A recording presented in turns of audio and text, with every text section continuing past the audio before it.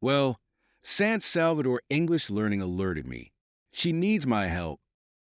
So here I am.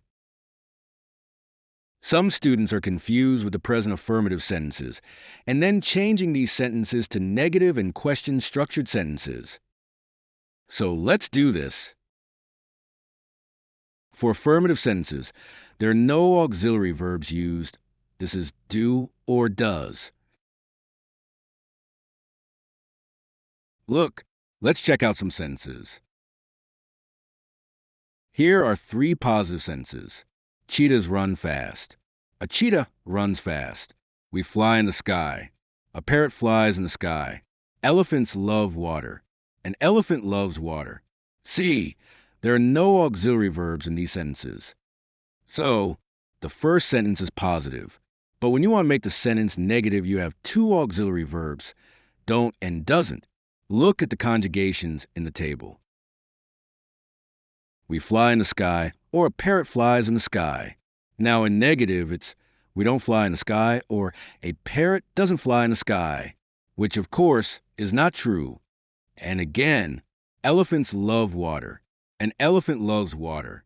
And in negative, elephants don't love water, and an elephant doesn't love water. So from positive to negative sentences, this is what happens. When we use a verb with the pronouns he, she, or an object, which is it, there's always an S at the end of the verb, no exceptions. But when it becomes a present simple negative sentence, we remove the letter S from a verb, and it is added to the auxiliary verb. The word doesn't. You could say the S leaves the action verb and is added to the negative auxiliary verb, doesn't. Watch. So I hope that helps and it clears any ambiguities. Now, present simple questions. This time, in present simple questions, we start off with the auxiliary verbs, do and does. This is how they conjugate. And this is the structure of a present simple question. Do or does plus subject plus the verb, and then the rest of the sentence. Let's look at some examples. Do you like pizza? Yes, I do. Do you play any sports?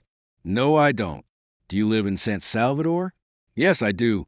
Do you like this video? Yes, I do. Do you understand present simple conjugations better? I hope you do. Now with the auxiliary verb does he play football every Monday and Wednesday? No, only on Mondays. Does an elephant love water? Yes, it does. Does a bird fly in the sky? Yes, it does.